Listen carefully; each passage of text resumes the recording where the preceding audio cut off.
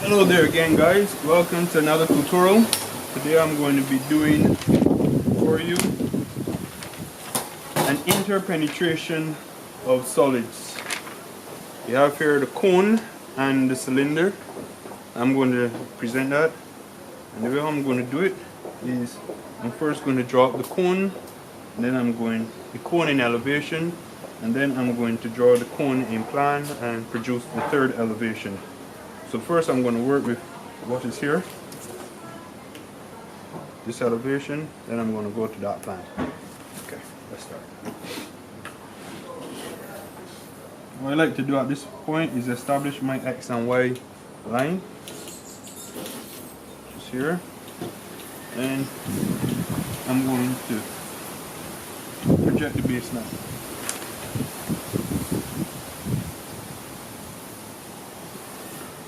That's my baseline. And I normally like to find myself a center line. Just randomly put a center line there on the page.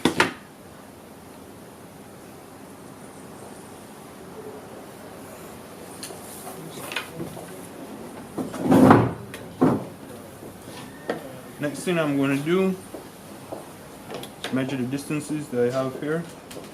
So far we have a total distance of 100 along the base, so that's split it into 50 twice.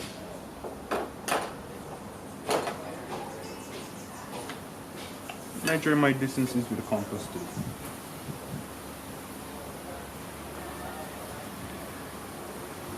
It's 50. That's the distance of where the cylinder ends, and the cone is a diameter of 70, which means that the radius is 35.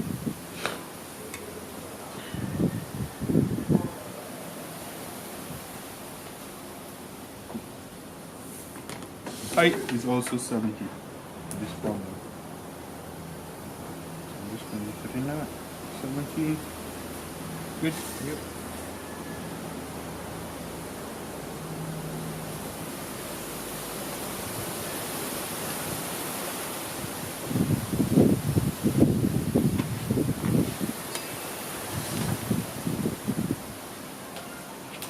So we put in our cone in elevation. Now I'm going to insert the cylinder in elevation. The height up is 30. That gives us our center line to insert our cylinder.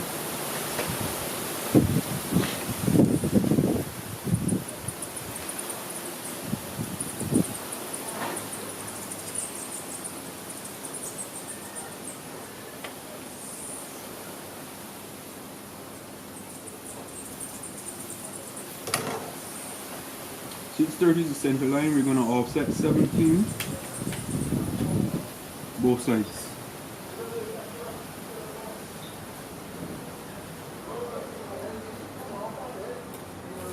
Alright.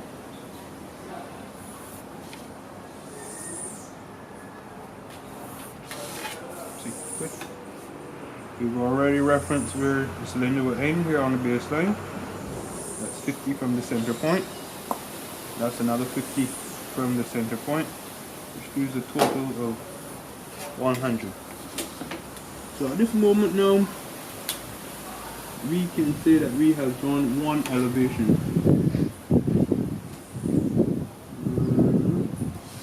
That's the elevation there. I'm just going to darken it so that you guys watching can actually see where I'm at right now at this present moment. Okay, good. So that's one elevation finish. I'm going to actually transfer now and come down to the plan. So now we're drawing this in orthographic style. We're just going to project the lines down from the elevation. The key lines.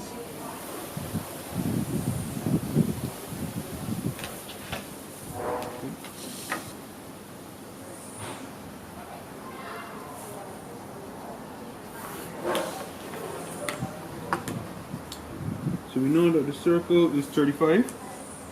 Come here. That's where my axis would be. Yeah, a nice little circle there. You don't want anything too hard at this stage because it's still all in construction stage.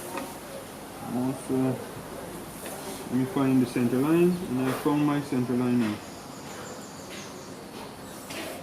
Okay, good. I'm starting to set it to put in my information line. What is the purpose of the information line? Send information through it that is needed on other drawings. So that's the purpose of the information line. It's a line that doesn't move, that is usually casted at 45 degrees.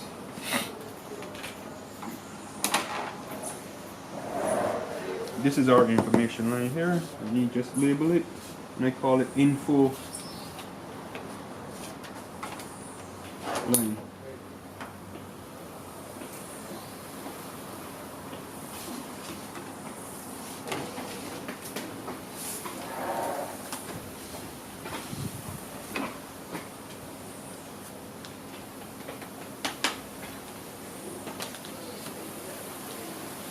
Okay. So what I've transferred through the information line is the actual distance, the actual length of the cone. The distance there, we're using 70 millimeters, which is split in half by 35. I've transferred that to the information line, made it perpendicular, so I'm able to reproduce. I'm able to produce the third elevation.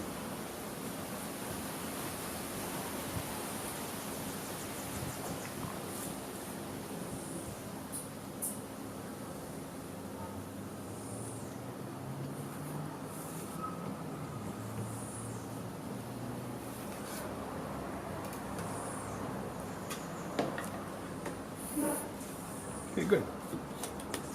So we have that there in.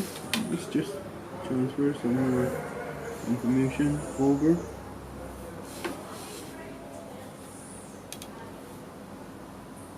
I made a mistake. So clear that up now. The good thing about it is if you make a mistake and you're drawing with the correct pencil, it's easy to just remove that mistake and correct it without actually damaging the drawing and leaving a mark. So that's why I always advise use your construction pencil. This is a 4H that I'm using. Okay. So I think everything is set up now. Next stage is we are going to place the cylinder in its pure form, which is a circle, and that will be represented here in this elevation. In this first elevation, the front elevation, the cylinder, you can't really recognize that it's a circle. You can just see that it's a rectangle here, but when you come over to this elevation, you will see it's true. You will see that it's a circle.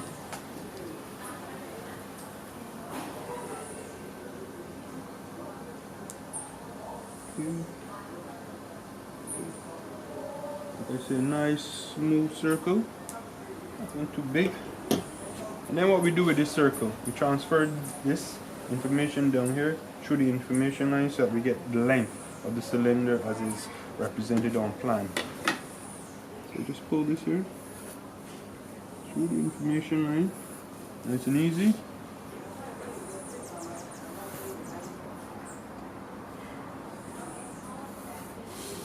Okay, good. So we actually have this thing set up pretty well, and now we're just moving to the next stage, which we are going to divide the circles. I'm going to divide the big circle first using the 30-60 set square, dividing it on the 60-degree side. Then I'm going to move to the 30-degree side.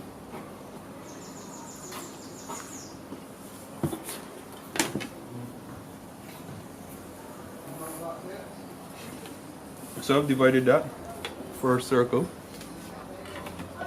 and I'll move on to the second circle.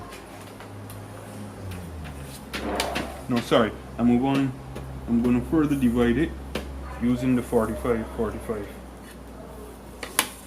going to start with the smaller circle with the 45, and then I'm going to go over to the 60-30 set square.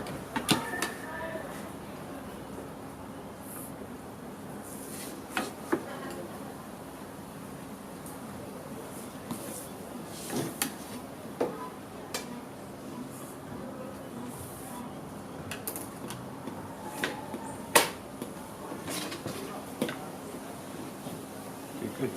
So all two circles are divided using both of the 30, 60 and the 45, 45 set square. Now, what I'm going to do is I'm going to project these lines from the plan, the divisions on the circle, project them up to the baseline, and then converge everything to this point here. So that's what I'm going to do. So I'm going to be projecting 3 lines on the left and 3 lines on the right. So 1, 2, 3. 1, 2, 3. Send these up now to the top. 1, 2, 3. Usually when you're dividing the circle, we just normally just divide it using the 60-30 set square, which gives us 12 equal parts. But for this particular problem, we had to introduce another division. We had to introduce the 45-45 set square to help us. So now, the divisions are represented on the elevation here. And what I'm going to do, to now find the points of how this intersection is represented on the elevation. I'm going to project these points from the smaller circle over to this elevation. So I'm projecting 6 lines, 1, 2, 3, 1, 2, 3. 3 above, 3 below. Similarly to the big circle. Only thing is that the divisions I was projecting were vertical, now these are horizontal lines. We're using.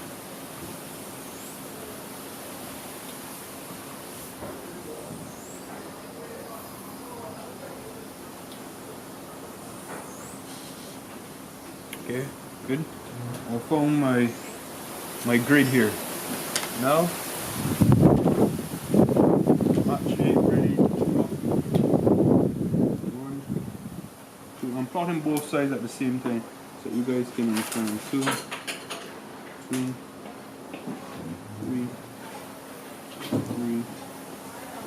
4, 4. 5, 6,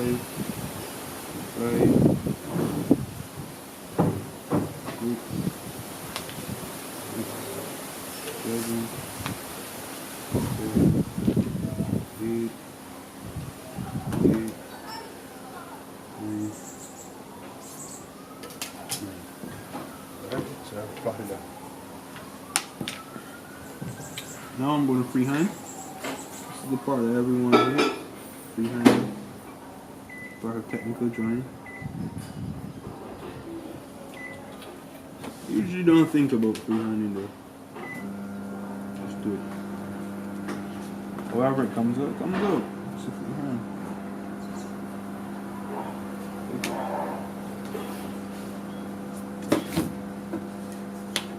So now I'm going to send down these lines. Once again, 3 on this side, 3 on that side, and then we're going to hit the information line and try to find out how the plan works, or how the plan looks when we look at it with the actual intersection. So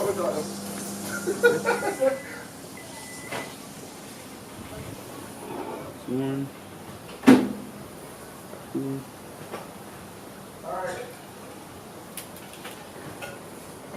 3, 4, 5, 6,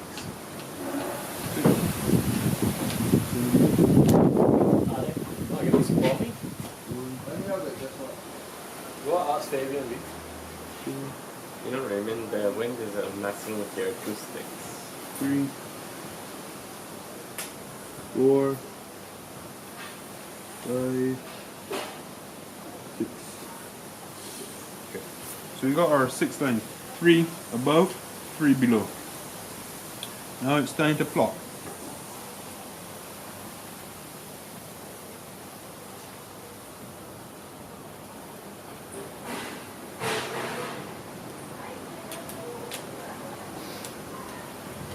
First point, which is here, is represented on the center point. And you can plot both sides at the same time too, like we did last time. Makes it easier. The second point, represented on the line.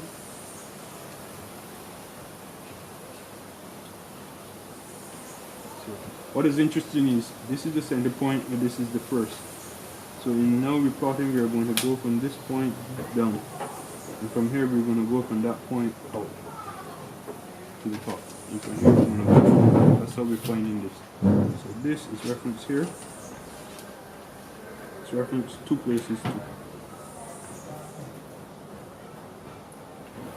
Let's start here. Reference here.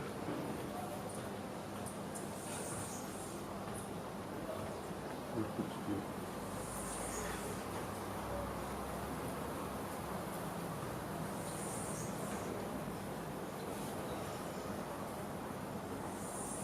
Reference on this line. Reference on this line. Right, that line. That line. Right.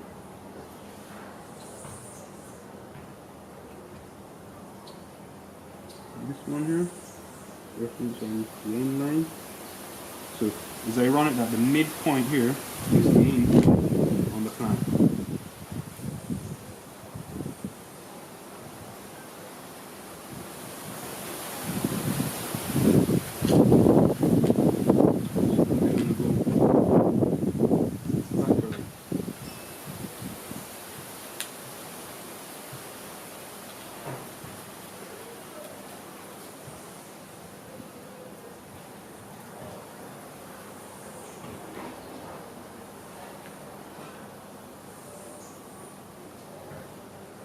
This is the part that can get really confusing, so just bear with me while we go through the stage.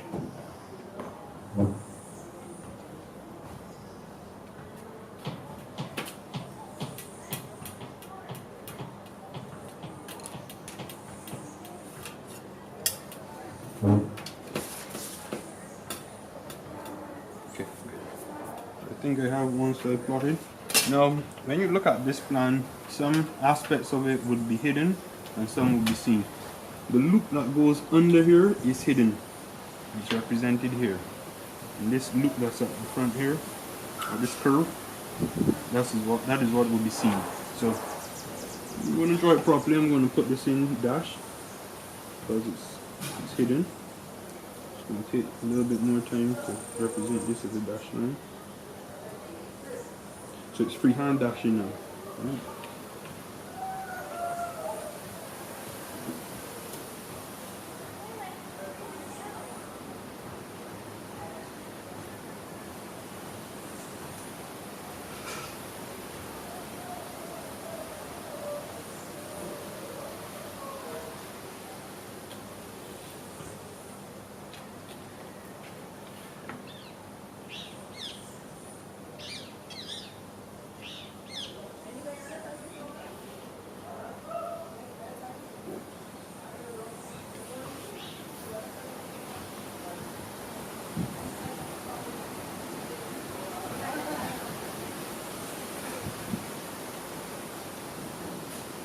Good. So now from here now is just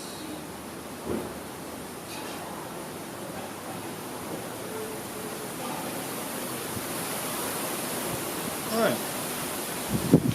We got one side plotted, and now we got to go over on the other side and do the same. We'll see with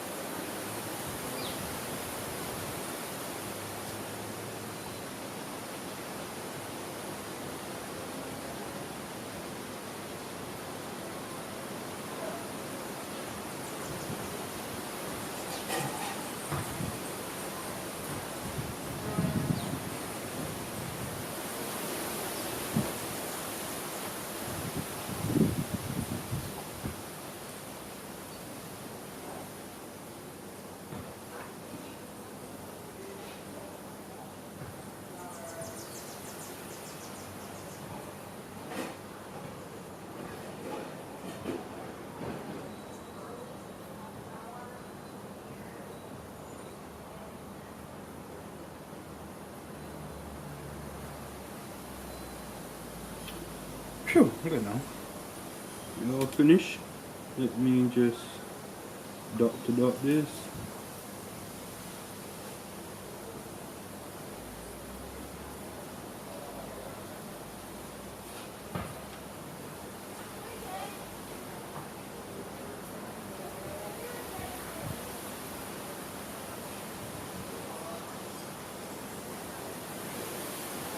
Good.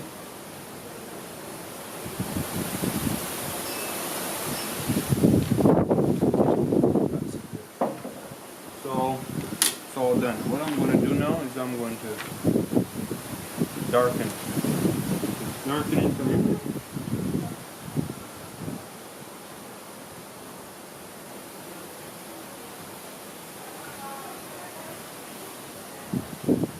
After we finish darkening, you guys will be able to see this for what it is and understand this. Remember, what we are doing is an interpenetration of solids. Two solids, cylinder and a cone. And we're trying to find out how does this penetration work. If we were to create this, we would have to know where the seam would be if we wanted to create this on the surface.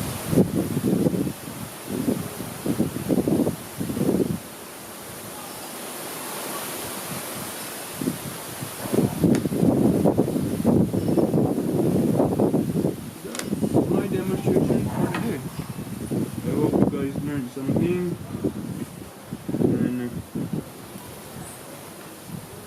if you did, you can like the page, you can subscribe, and most of all, share to others who might be having issues or problems actually doing these pieces of work.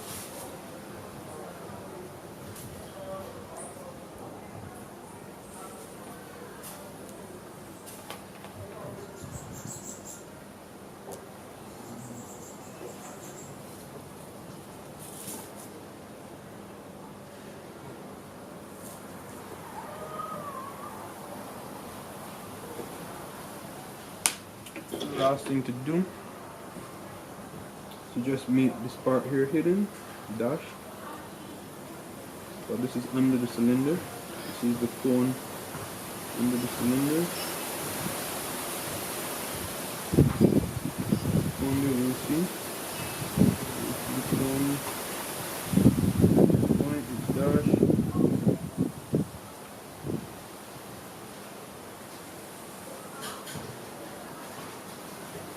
Alright, and I think that's it. All that's left to do is to label.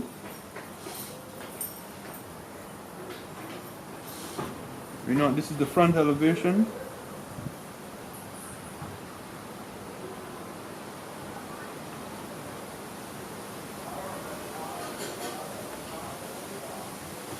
Side elevation.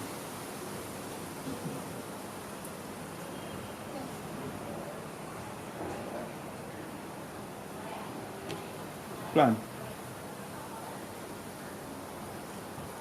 What I've done, just so you guys can remember, what I've done is an interpenetration of solids.